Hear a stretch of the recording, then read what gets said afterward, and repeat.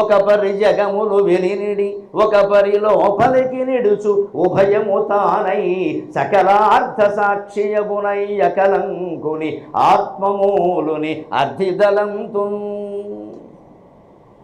ఆయన ఒకసారి ఈ లోకాలను బయటికి వదులుతాడు, మళ్ళీ వీటిని లోపలికి తీసుకుంటాడు. దానికి ఉదాహరణ ఏమిటయ్యా, భీష్ముడి మీదకి కృష్ణుడు చక్రం తీసుకుని ఉద్యమిస్తాడు 9వ రోజు.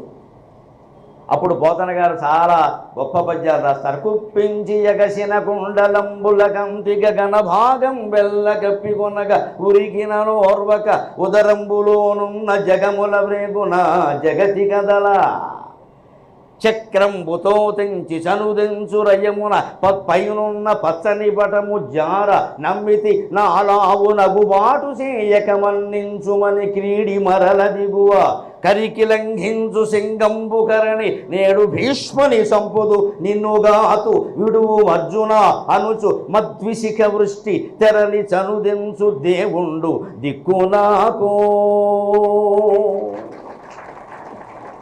ఇందులో ఒక కీలకమైన మాట ఉంది, 2వ పాదం. ఉరికినను ఓర్వక ఉదరంబులోనున్న జగముల వ్రేగున జగతి కదల. శ్రీకృష్ణుడు కిందికి దూకేట. అప్పుడు ఒక్కసారి ఆయన పైనుంచి రథం నుంచి కిందికి దూకేసరికి ఆయన కడుపులో ఉన్న లోకాలన్నీ కంగారు పడిపోయాయి. ఆ లోకాల బరువుకి బయట ఉన్న లోకం కలగుండు పడిపోయింది. ఉరికిన ఓర్వక ఉదరంబులోనున్న జగముల వ్రేగున జగతి కదల. పోతన గారు అద్వైతి కాబట్టే, భాగవతం అద్వైతం కాబట్టే జగముల జగతి అని 2 జగత్ శబ్దాలే వాడారు. శబ్దం చూస్తే అర్థం తెలుస్తుంది. అదే శబ్దం మళ్ళీ పునరుక్తి ఎందుకు? లోకం అనొచ్చు, భూమి అనొచ్చు, పొడమి అనొచ్చు. జగముల వ్రేగున జగతి కదల. ఇక్కడ ఉన్నది జగత్తే, అక్కడ ఉన్నది జగత్తే. లోపల ఉన్న లోకాల భారానికి బయట లోకం కురింగిపోయేలా ఉంది. కృష్ణుడు కిందికి దిగితే దూకితే, రేపు వామన చరిత్రలో కూడా మనం చూస్తాం ఆ భాగాన్ని. బాలవామనుడు అంతే, పెద్ద కృష్ణుడు అంతే. ఇక్కడ తేడా ఇద్దరు విష్ణువే కాబట్టి అక్కడ మనకు కావలసింది, ఆలోచించవలసింది ఏమిటంటే ఊరికే చదువుకు పోకుండా 14 లోకాలు కదండి, అంతకుమించి ఏం లేవు కదా. 14 ఆయన కడుపులోనే ఉంటాయిగా లెక్క. మరి బయట 1 ఉంటే లోపల 13 ఉన్నాయా? అది పాయింట్. విశ్లేషణ విమర్శ అంటే ఉరికిన నోర్వక ఉదరంబులోనున్న జగముల వ్రేగున జగతి కదలంటే ఉదరంలో ఎన్నున్నా బయట ఎన్నున్నా లెక్క తెలుసాలి. బయట లోకం విడిగా ఉంది అంటే ఖచ్చితంగా ఉదరంలో 12 ఉండాలి. బయట భూమండలం ఉంది అంటే లోపలే ఉండాలి. భూలోకం ఉండడానికి వీలేదు. భువర్లోక, సువర్లోక, మహాలోక, జనలోక, తపోలోక, సత్యలోకాలు, పైలోకాలు 6 ఉండాలి. అతల వితల సుతల తలాతల మహాతల రసాతల పాతాళాలు 7 ఉండొచ్చు, అభ్యంతరం లేదు. బయట ఉన్నది భూలోకం కనపడుతోంది కదా, భీష్ముడు కనపడుతోంది కదా. బయట ఒక లోకం ఉంది, దాని మీదకి ఈయన దూకగానే లోపల లోకాలకు ఎదురాయంటే -1 13 ఉండాలి ఖచ్చితంగా. -1 అయితే భగవంతుడు అపరిపూర్ణుడు అవుతాడు. ఆయనకంటే బయట ఏది ఉండడానికి వీల్లేదు. దానికి వేదమే ప్రమాణం. యచ్చకించిత్ జగత్సర్వం దృశ్యతే శ్రూయతే పివా అంతర్బహిష్యతత్సర్వం. లోపల బయట కూడా అదే వ్యాపించి ఉంది అంటే లోపల ఉన్న లోకాలు, బయట ఉన్న లోకాలు మొత్తం అన్నీ ఆయన లోపలే ఉన్నాయి. బయట ఒక లోకం ఉంది అనుకోవడం మన భ్రమ. అది భాగవతం మనకి చెప్తున్న సత్యం. బయట ఈ లోకం ఉంది, అందులో భారతదేశం ఉంది, అందులో మళ్ళీ తెలంగాణ ఉంది, అందులో హైదరాబాద్ ఉంది, అందులో శంకరమఠం ఉంది, అందులో మనం మఠం వేసి కూర్చున్నాం. ఇదంతా మన భ్రమ. మనం ఎక్కడున్నామంటే భగవంతుడి యొక్క గర్భంలో ఉన్నాం. ఈ పేర్లన్నీ మనం పెట్టుకున్నాం. పరిమితమై పరిమితమై పరిమితమై పెట్టుకున్నాం. అంటే ఈ లోకం కూడా ఆయన కడుపులోనే ఉంది, విడిగా ఉండే అవకాశం లేదు. మరి 14 లోకాలు ఆయన కడుపులో ఉంటే బయట లోకం ఉండే అవకాశం లేదు కదా. 15 లోకాలు అయితే లేవు కదా.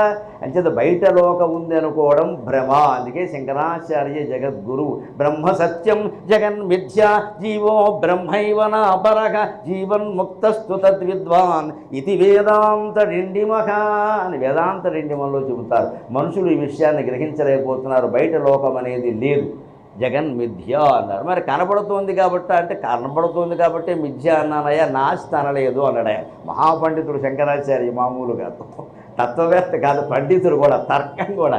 నేను నాస్తి అనలేదయ్యా, మిథ్య అన్నా. నాస్తికి మిథ్యకి తేడా ఏమిటంటే నాస్తి అంటే అసలే లేదు, మిథ్య అంటే ఉన్నట్టు కనబడుతోంది. అంటే నువ్వు కనబడుతున్నంతకాలం ఉంటుంది, తర్వాత ఉండదు.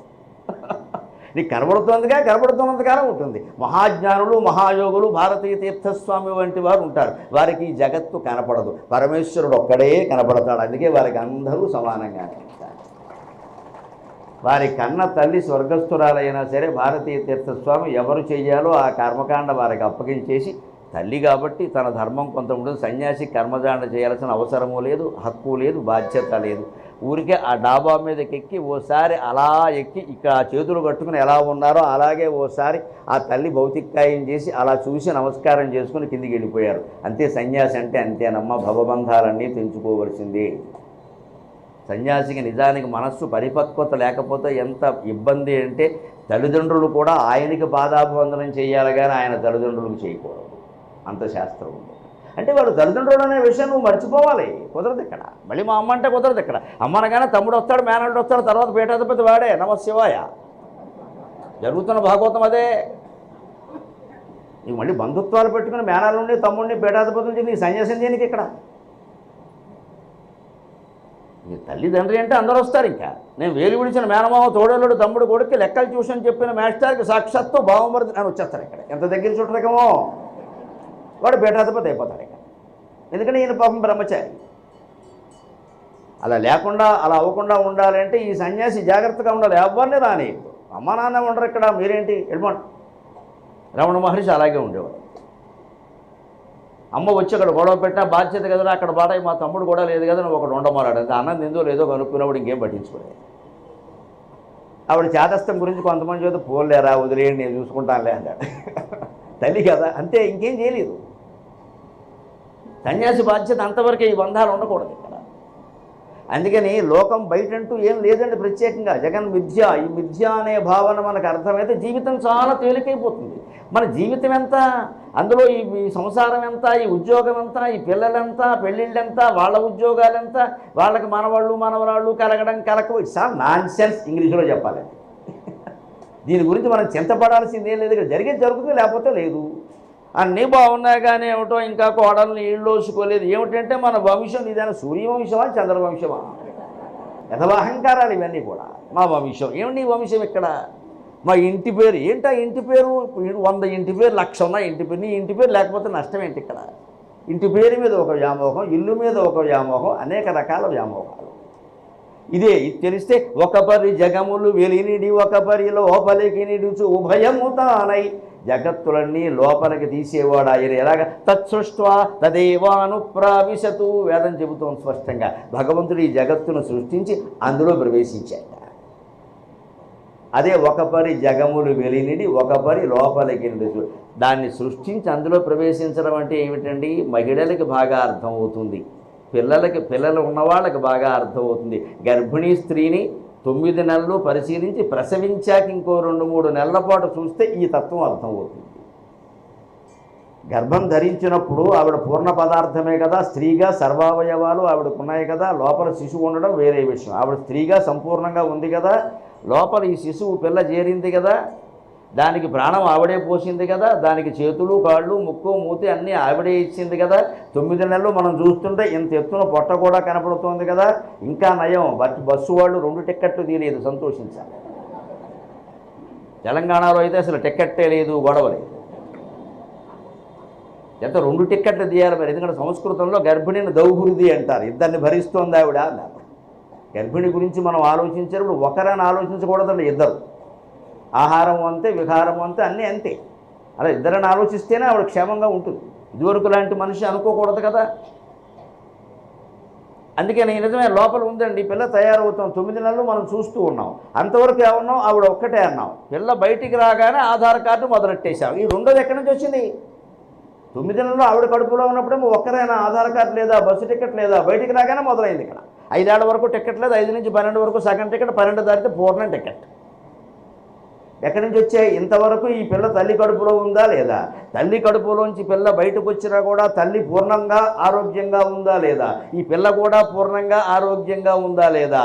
అదే పూర్ణాత్ పూర్ణముదచ్యతే పూర్ణస్య పూర్ణమాదాయ పూర్ణమేవావశిష్యతే.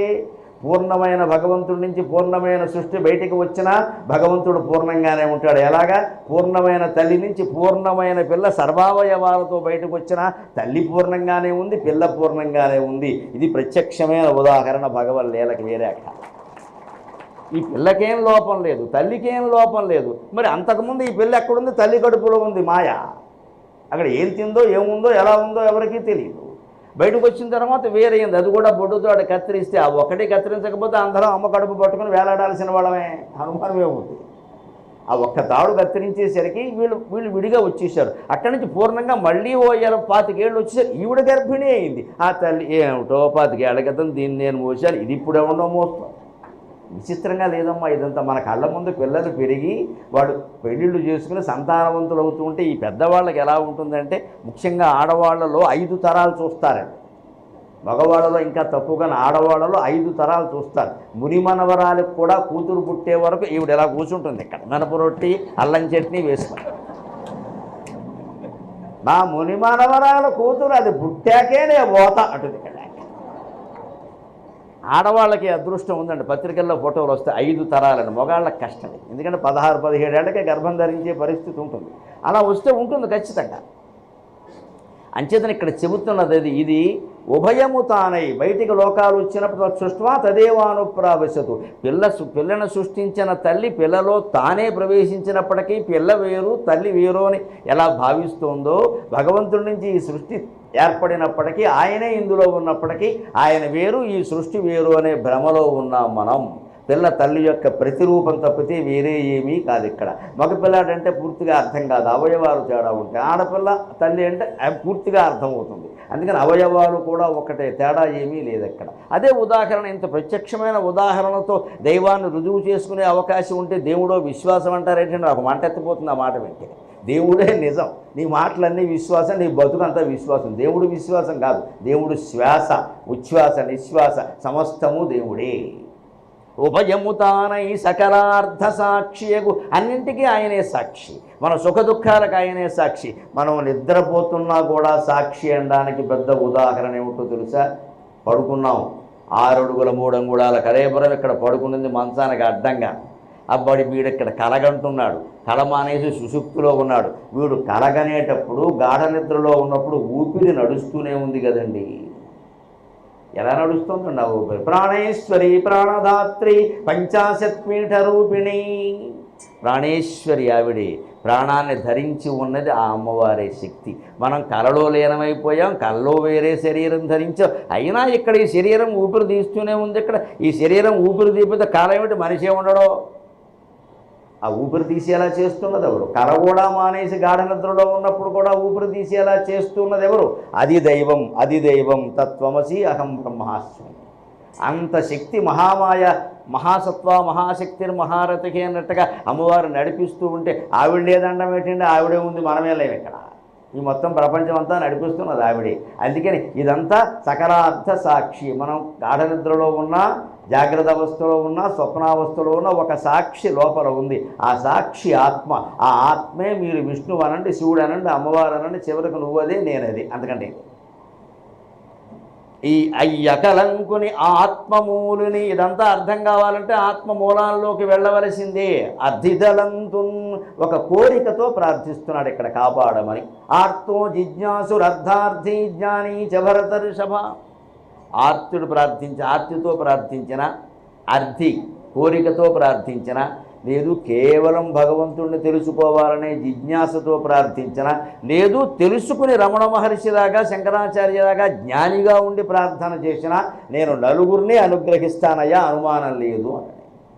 కానీ ఎక్కడ పక్షపాతం అక్కడే. తేషాం జ్ఞాని నిత్యయుక్త అని వెనక శ్లోకంలో చెప్పాడు. వీళ్ళందరిలో నాకు జ్ఞానం అంటే బాగా ఇష్టం, ఎందుకంటే నాకు వాడికి తేడా లేదయ్యా. నిత్యయుక్త, ఎప్పుడు అసెంబ్లింగ్ కాంబినేషన్ మీద ఇద్దరం విడిచిపెట్టడం. జ్ఞానంటే నేనే, నేనంటే జ్ఞాని. అందుకని నిత్యయుక్తుడైన జ్ఞానంటే నాకు ఇష్టం, ఎందుకంటే ఆయనకి ఏం కోరికలు ఉండవు, భయాలు ఉండవు, ఏం ఉండదు. అలా నన్ను ధ్యానిస్తూనే ఉంటాడు. మరి అక్కడనే ఉండకపోతే ఇంకెక్కడ ఉంటా అని చెప్పాడు. అది మనం గుర్తుపెట్టుకోవాలి. పైగా భగవంతుని యొక్క ఉనికి ఎక్కడ, ఎప్పటి వరకు ఆయన ఉంటాడు అంటే, లోకంబులు లోకేశులు లోకస్థులు తెగిన తుదిని అలోకంబగు పెంచీకటి గవ్వలనెవ్వడు ఏకాకృతి వెలుంగును అతనినే సేవింతు. ఎన్ని లోకాలు గడిచాయి, ఎన్ని యుగాలు గడిచాయి, ఎంతమంది మహాచక్రవర్తులు వెళ్ళిపోయారండి. వాడు ఉన్నంతకాలం వాడు శాశ్వతమే అనుకున్నారు. ఒక్కొక్కళ్ళు వీళ్ళు ఇళ్ళు బంగారంగానే 100 మందిని పెళ్ళిళ్ళు చేసుకున్న వాళ్ళు కూడా ఉన్నారు. హిందూ రాజుల్లోనూ ఉన్నారు, ఇతర మతాల రాజుల్లోనూ ఉన్నారు. ఎవడు తక్కువ వాడు కాదు. అంతా ప్రజల సొమ్ము పరవానంలా మింగేశారు శుభ్రంగా. శుభ్రంగా అంతఃపురాల్లో పెట్టడం, తాళం వేసేయడం, అంతే. ఇంక లేక మళ్ళీ 100 మందికి పిల్లలు లేరని ఎవరినో చేసుకోడు. 100 మందికి పిల్లలు లేరంటే వీడిదా తప్పు, వాళ్ళదా? శిక్ష ఎవరికి పడాలి? వీడు బాగానే ఉంటాడు, మళ్ళీ 101 ఆవిడ తెచ్చుకుంటాడండి. వీడు అసలు పరీక్షలు చేయించుకోడు. ఇక్కడ అంతమంది భార్యలకి సంతానం కలగదంటే తప్పు ఇందే కదా, వాళ్ళని ఎందుకు అవమానించడం? అది లోకం, అంతే. లోకం కట్టారు. అలాగే ఇవన్నీ చేసి మొత్తం ఎవడైనా ఇందులో మిగిలాడా? మొత్తం అందరూ వెళ్ళిపోయారు. అందుకని ఎన్నో యుగాలు గడిచాయి. ఎంతోమంది చక్రవర్తులు వెళ్ళిపోయారు. ఇక్కడ లోకంబులు లోకేశులు లోకస్తులు తెగినదుదని మహాకవి దువ్వూరు రామిరెడ్డి గారు చెబుతాడు పానశాల అనే కావ్యంలో. అంతములేని భువనమంత పురాతన పాంథశాల విశ్రాంతి గృహము అందు ఇరుసంజలు రంగుల వాకిలు ధరాక్రాంతులు పదుషాలు వహరాంజమిషీడులు వేలుగా కొంత సుఖించిపోయిరెటకో పెరవారికి చోట సంగుసున్నంటాడు రైతు కవి, ఆయన మహానుభావుడు. ఈ భువనం అంతా కూడా ఒక సత్రం, అంతకంటే ఎక్కువ భావించాల్సిన అవసరం. ఇంగ్లీషులో చెప్పాలంటే లాడ్జింగ్. ఓ పూట పడుకుంటాడు, పోతాడు. దాని గురించి ఏమైనా లాడ్జింగ్ దగ్గర కూర్చొని గృహప్రవేశం చేస్తానంటే హోటల్ వాడు ఒప్పుకుంటాడా? నేను 3 రోజులు ఉంటాను, గృహప్రవేశం చేస్తానంటే తోలు ఊడిపోతుందని చెప్తాడు. నువ్వు ₹1,00,000 ఇచ్చిన గృహప్రవేశానికి ఒప్పుకోడు, సత్రం ఇచ్చేవాడు. ఈ పూట ఉంటే బావాయా అంటాడు. ఈ జీవితం కూడా అంతే, ఈ లోకం కూడా అంతే.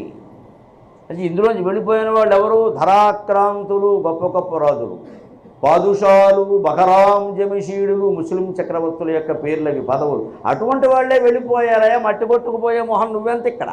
దీని గురించి ఏదో పెద్ద ఆలోచిస్తున్నావు. అక్కడ I achieved so many things in my life. ఏమి అచీవ్ చేసినా అసలైన అచీవ్మెంట్ ఆత్మజ్ఞానం ఒక్కటే. అది లేనంతకాలం లైఫ్ అచీవ్మెంట్ అనడం దండగా. Life it self is a myth. లైఫే ఒక మాయ. మళ్ళీ అందులో అచీవ్మెంట్ ఏంటంటే ఇక్కడ ఇదో పెద్ద నాటకం. Life achievement. లైఫ్ లేదని తెలుసుకోవడమే లైఫ్ అచీవ్మెంట్, అంతకంటే లేదు. నీ లైఫ్ అచీవ్మెంట్ నీకు తెలియాలంటే లైఫ్ లేదని తెలుసుకో. కనీసం వైఫ్ వచ్చాకైనా తెలుసుకోవాలి లైఫ్ లేదని. ఇంకా అర్థం కాలేదంటే అజ్ఞానంలో ఉన్నామన్నమాట.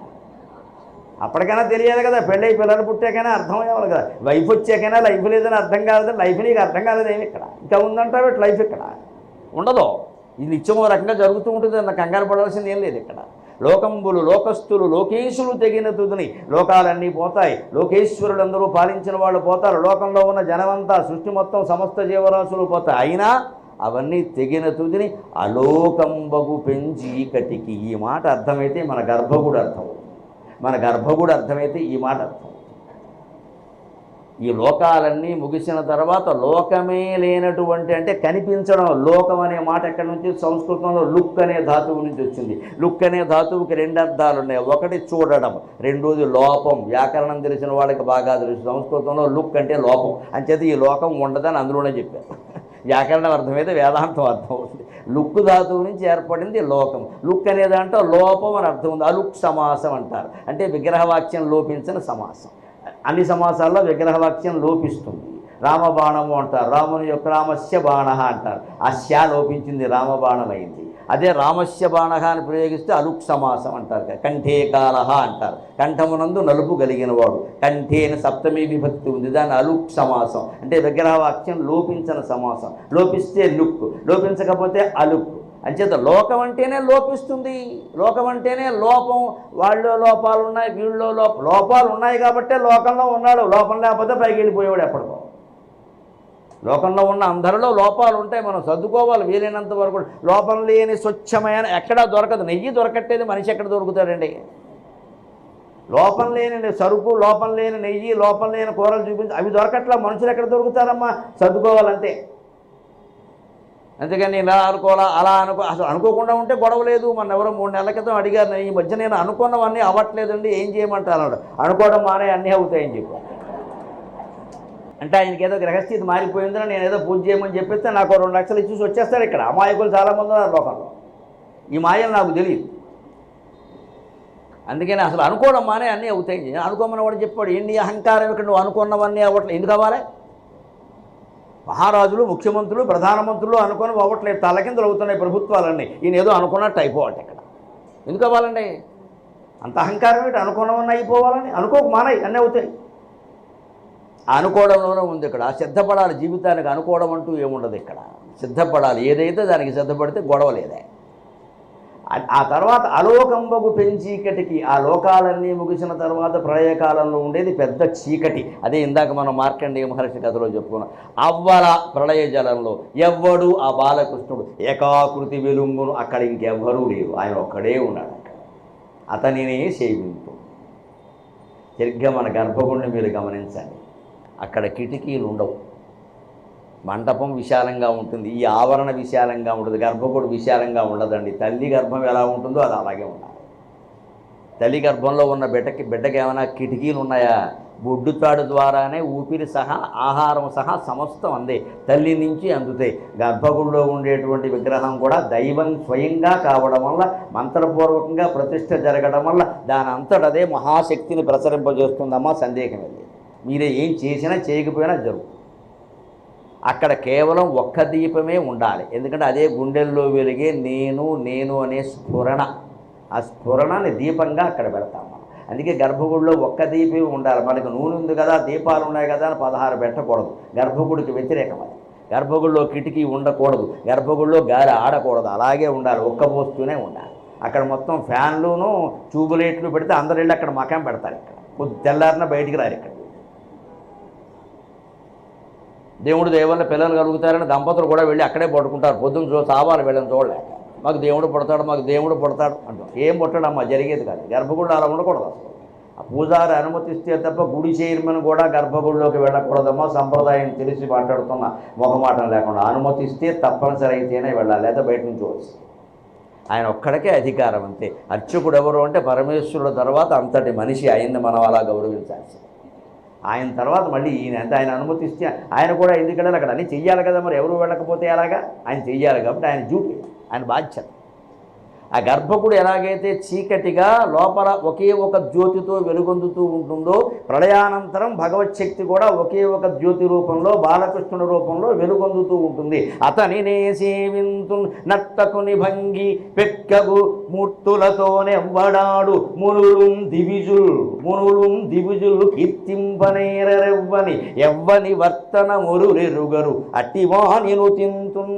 మొత్తం నడుస్తున్నదంతా ఒక డ్రామా, ఒక నాటకం జరుగుతూ ఉంటే మీరు గమనించండి. సినిమా జరుగుతున్నా సరే, పోనీ సినిమా జరిగితే తెర మీద మనకి నచ్చినా నచ్చకపోయినా చూడాలి తప్పితే తెర మీదకి మనం వెళ్ళలేం కదా, జరిగేది కదా. నాటకంలో అలా కాదండి, పల్లెటూళ్ళలో జరుగుతుందో సార్. మా ఊళ్ళో కోదండరామ అని నాటకం వేశారు ఓ 30 ఏళ్ల క్రితం, సుమారుగా 40 ఏళ్ల క్రితమో కూడా. అందులో వాళ్ళు కొత్త టెక్నిక్స్ అన్నీ చేద్దామని రామరావణుల యుద్ధంలో ఈ విద్యుత్తు సంబంధమైనవన్నీ పెట్టారు. అప్పుడు ఊళ్ళో వాళ్ళకి అవన్నీ కొత్త. దాంట్లో వాళ్ళు పెట్టింది ఏమిటి అంటే, రాముడు ఇలా బాణం వేయగానే రావణాసురుడు గద విరుగుతుంది. ఆ విరగడానికి వీలుగా వాడి గదకు స్విచ్ పెట్టారు, అది వాడే నొక్కాలి. రాముడు వచ్చి నొక్కితే బాగుండదు కదా. రాముడు బాణం వేస్తాడు, వెయ్యగానే ఆ బాణం ఇలా తాక్కానే వీడి బటన్ నొక్కాలి. అందుకని బటన్ నొక్కగానే ఆ గద ఇలా అవ్వాలి. వాడు బాణం వేశాడు, ఈ బటన్ నొక్కడం మర్చిపోయాడు. ఆ కంగారులో గద వాడి చేతిలోంచి పడింది. ఎదురుగా కొండపిల్ల అప్పన్న అని ఒక ఆయన ఉన్నాడు. వాడు బాగా సీనియర్, ఊళ్ళో ఈ డ్రామాలు చూడడంలో గొప్పవాడు. వాడు పెద్ద చుట్ట ఒకటి పెట్టుకుని కూర్చుంటాడు, తెల్లవారులు ఉంటుంది ఆ చుట్ట. దాని మధ్యలో చెవులో పెడతాడు. మళ్ళీ అసలు చెవు ఉన్నది ఎందుకంటే చుట్ట కోసం. వాడి మీద పడింది, వాడి గుండు పగిలింది. లేచి ఇంకా వాడికి తోచిన భాష Sanskrit second paper objective type అందుకున్నాడు. అందుకు స్టేజ్ మీదకి వచ్చాడు. దెబ్బకి రావణాసురుడు పరిగెట్టాడు. వంటశాలల్లో పడి బరువు వీడు కొడతాడేమో, అదొక డ్రామాలు వేస్తారు ఇక్కడ అన్నాడు. ఎవడు పెట్టమన్నాడు మమ్మల్ని? అక్కడ నలుగురు వచ్చి నచ్చ చెబుతా, అది ఏదో కరెంట్ అగ్గారిది గుడ్డ తిన్నగా వేయకుండా చేతకాని పనులన్నీ ఇట్లా పగిలి మొత్తం పరిగెట్టాడు. అప్పుడు ఈ రాముడు డాక్టర్, ఈ గుండు పగిలిన వాడికి వైద్యం చేస్తున్నాడు ఇక్కడ. ఇప్పుడు ఏమైంది చెప్పండి, నాటకంలోకి మనం ప్రవేశించినట్టు కాల నాటకం అంతా రసాభాస. రాముడు లేడు, రావణాసురుడు లేడు, కొండపిల్ల అప్పన్న, వైద్యం మిగిలింది. మా ఊళ్ళో మేము ప్రత్యక్షంగా చూసే విషయం. నాటకం మధ్యలో మనం ప్రవేశిస్తే నాటకం రసాభాస అవుతుంది కదా, జీవితం మధ్యలో కూడా అనవసరంగా ప్రవేశిస్తే రసాభాస అవుతుందమ్మా. ఖచ్చితంగా జరిగే జీవితాన్ని జరగనియ్యాలి. మనం వేలెట్టి కెలకద్దు. జీవితాన్ని ఎప్పుడు చిలకాలి, కెలకకూడదు. చిలికితే అమృతం వస్తుంది, కెలికితే వాసన వస్తుంది. దూరాన్ని నుంచి గమనిస్తూ చిలకాలి. అంటే ఈ సంఘటన జరిగింది, దుఃఖం వచ్చింది, దీనివల్ల ఏం గ్రహించాం, ఈ సుఖం వచ్చింది, దీనివల్ల ఏం గ్రహించాం, సుఖం ఎంతసేపు ఉంది, దుఃఖం ఎంతసేపు ఉంది, సుఖం దుఃఖంగా ఎందుకు మారింది, నిన్న దుఃఖపడ్డాం, ఇవాళ ఏదో శుభవార్త తెలిసింది మళ్ళీ నవ్వేశాం, అంటే నిన్న దుఃఖం పోయిందా లేదా, ఇవాళ ఏదో శుభం కలిగింది కదా అని ఆనందంగా ఉన్నారు, రేపు ఇంతకంటే దుర్వార్త తెలియగానే ఈ శుభవార్త ఇలా ఉండగానే ఏడుస్తూ కూర్చున్నారు ఇక్కడ. మంచిది, ఏది శాశ్వతం కాదని అర్థం కావట్లా. ఎందుకు కాదు అంటే ఇదంతా ఆయన ధరించి ఆడుతున్న రూపాల నాటకం. నర్తకుని భంగి పెక్కగు మూర్తులతో నెబడాడు. ఒక నటుడులాగే భగవంతుడు కూడా అనేక రకాల రూపాలు ధరించి ఆడుకుంటున్నాడు. విశ్వం విష్ణుర్వషట్కారో భూత భవ్య భవత్ ప్రభు విశ్వమూర్తిర్దీప్తమూర్తి అనేకమూర్తిరవ్యక్త శతమూర్తి శతాననక.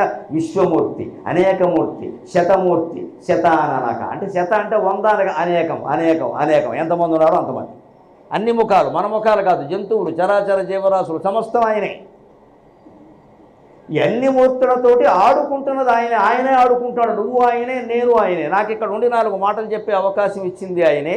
ఇన్ని 100 మందిని 1000 మందిని ఇక్కడ నిలబడి కూర్చుని వినేంత ఓపికనిచ్చింది కూడా ఆయనే. ఆయన లేకపోతే ఇవన్నీ జరగమని. ఆ శక్తి, నన్ను ఏ శక్తి నా చేత మాట్లాడిస్తుందో ఆ శక్తి మిమ్మల్ని నిలబడి కూడా వినేలా చేస్తుంది. ఆ శక్తే ఈ మైకులో ఉండి మీకు వినిపిస్తుంది. ఖచ్చితంగా ఇందులో ఉన్నది అది. దాన్నే లలితా సహస్రంలో చిచ్చక్తి చేతనారూప జడశక్తి జడాత్మిక. చైతన్యవంతులైన మానవుల్లో చిచ్చక్తి నువ్వేనమ్మా, జడ పదార్థాలేంటి ఇలాంటి వాటిలో జడశక్తి కూడా నువ్వేనమ్మా. కదిలే శక్తి అమ్మవారే, కదలని శక్తి అమ్మవారే. మాట్లాడుతున్న నేను కదలకపోతే మీరు ఆశ్చర్యపోతారు. కదలని బల్ల ఒక్కసారి కదిలి పైకి లేచింది అనుకోండి, మిమ్మల్ని అందరినీ దూకి బయటికి వెళ్ళిపోతాను. ఇక్కడ ఏదో దెయ్యం ఉంది. బల్ల కదలడం ఏంటి? బల్ల నాకు నీ పద్యాలు నచ్చాయ్యా అందుకని నేను మెచ్చుకుందామని పైకి వచ్చా అంటే ఒళ్ళు మండిపోదు. బల్ల పైకి వస్తుందా? అంచేత బల్ల ఎంత రసవత్తరమైన గ్రహణ శక్తి ఉన్నా కదలకుండా ఉండడం అమ్మవారి శక్తి. ఆ రసవత్తరమైన శక్తితో మీకు పద్యాలు అందించడం కూడా అమ్మవారి శక్తి. ఈ వినడానికి మీకింత రసస్ఫురణ ఉండడం కూడా అమ్మవారి శక్తి. అంచేత అమ్మవారు లేని చోటు లేదు, ఆవిడ లేని ప్రదేశం లేదు. అన్ని పాత్రలు ఆవిడే ధరించింది ఇక్కడ.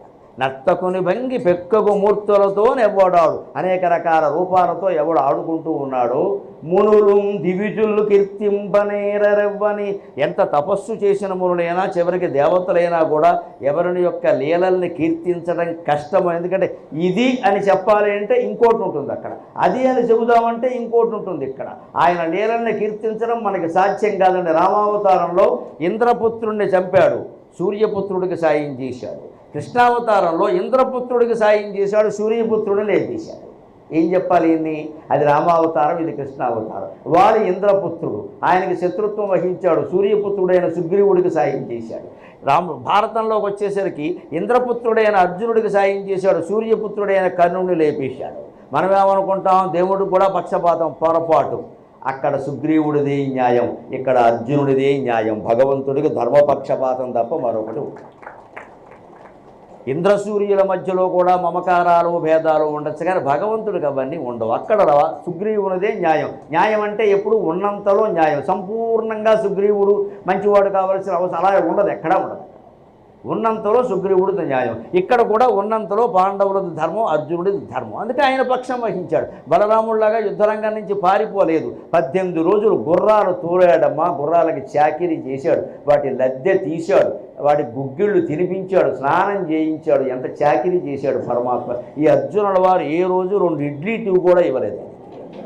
జీతం ఒక్కొక్క కనీసం తిన్నావా అని అడగలేదు. ఈయన యుద్ధం అవగానే ఈయన పారిపోయేవాడు. ఈ గొడ్డి చాకిరీ నిజంగా గొడ్డి చాకిరీ ఎందుకు చేశాడమ్మా? కేవలం ధర్మరక్షణ కోసం, కేవలం ధర్మరక్షణ కోసం. పరమాత్మకు మరొకటి లేదు. అంతటి పరమాత్మ అంతటి అవతార వైభవాన్ని పక్కన పెట్టి గుర్రాలు తోలేడే. మన జీవితంలో మన జీవితాన్ని నడుపుకోలేవా మనం? దీనికి పెద్ద అహంకారానికి పోవాలా? అంతున్నాను నేను, ఎంత అయిపోయాను, అది పరమాత్మే, ఇది పరమాత్మే. ఎంత అయ్యేవో అంతలో ఉండరాదా? అభ్యంతరం ఏమిటి? ఆ రకంగా అన్ని మూర్తులతో ఉన్నవాడు ఆయనే. ఎవ్వరు కీర్తింపలేరు అతని వర్తన. ఒరులెరుగలు ఎవరు ఆయన ఇలా ఎందుకున్నాడని ఆలోచించడం కష్టం. ఇక్కడ లోపల మనమే పాండవ పక్షపాతి అంట. పాండవ పక్షపాతి కదమ్మా, ఆయన ధర్మపక్షపాతి.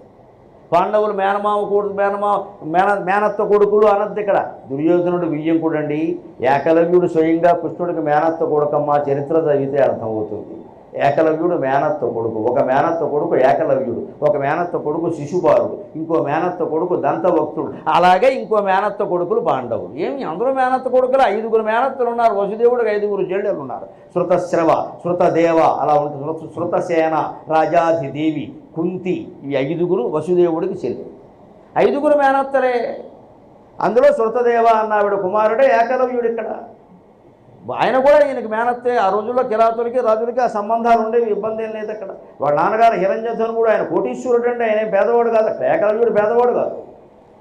అందరూ మేనత్త కొడుకులే. ధర్మాధర్మాలను బట్టే వ్యవహారాలు ఉంటాయి తప్పితే ఆయనకు అధర్మం చేయాల్సిన అవసరం లేదు. అందుకని అన్ని మూర్తులతో ఉన్నవాడు ఆయనే. ఆయన ఏ లీల ఎందుకు చేశాడో మనం గ్రహించడం కష్టం.